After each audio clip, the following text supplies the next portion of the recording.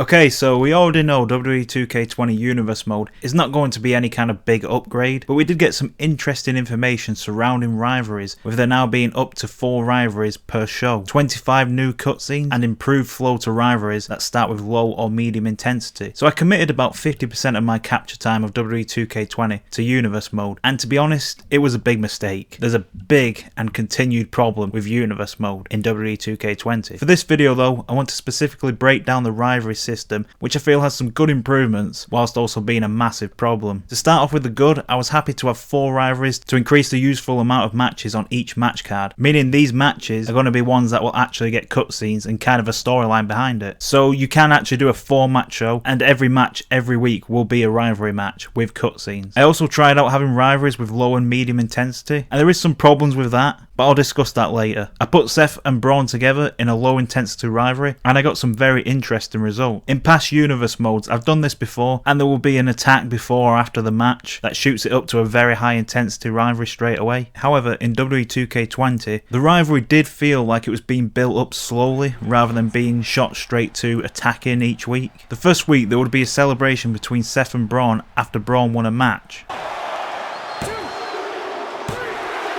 Strowman gets the win. That's just a big win for that young man, and here comes his partner. Now it's got to mean the world to have his friend stand by his side and celebrate with him. Yeah, soak it in, kid. You deserved it.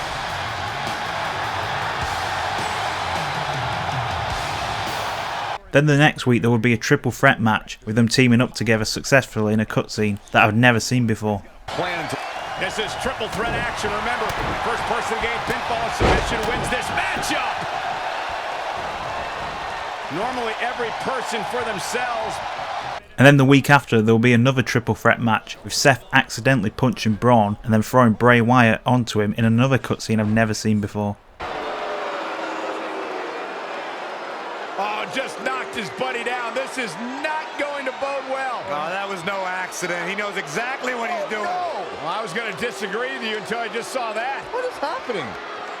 This was a really fun rivalry to play out, as it felt fresh and new compared to the usual stare downs and the same post-match attacks every week. And then there was the problems, and to be honest that was like the other 95% of Universe Mode. When I first got into Universe Mode I made 4 rivalries, each with different intensities, and on the first week of Universe every single cutscene was one of those incredibly old scenes from like WWE 2K16, including those stare downs and attacks that we've seen countless of times over the last 4 years. It does seem like those new cutscenes are only going to pop up for very specific rivalries, like when I did an ally versus ally low intensity rivalry and got those 2 new scenes that I've never seen before. Unfortunately I didn't get time to try other rivalries that could have maybe triggered these brand new cutscenes, as I completely wasted time on rivalries that gave me those same cutscenes, you know. Such favourites as Stare Down Champion and Attack After the Match Part 1 and Part 2, and at one point I even had the same cutscene in 2 of the rivalries pretty much 1 week after the other. And on top of that I also had some bad issues with rivalries just completely disappearing and ending out of nowhere after just 2 weeks when it's supposed to be an 8-week rivalry. And to be honest, it's not exactly a new issue. I've had it before, but it's still there if you wanted to know that. I also had an issue with some rivalry matches not having cutscenes at all, which was mostly when a mid-match cutscene was supposed to take place in a match. For that Braun and Seth rivalry that I mentioned earlier, there was one triple threat match that I had to play 3 times to finally get the cutscene to actually play. So to give you the short summary, having 4 rivalries is good. The low intensity rivalries under certain conditions seems to flow way better, and actually gave me a storyline that made me want to keep playing through it each week to see what would happen next. The cutscenes of 4 years ago are absolutely spammed in pretty much each rivalry, and even with the small amount of time I had with Universe Mode, I was getting duplicate cutscenes pretty much straight away. And some rivalries are completely broken, with some not loading the cutscene it was supposed to do,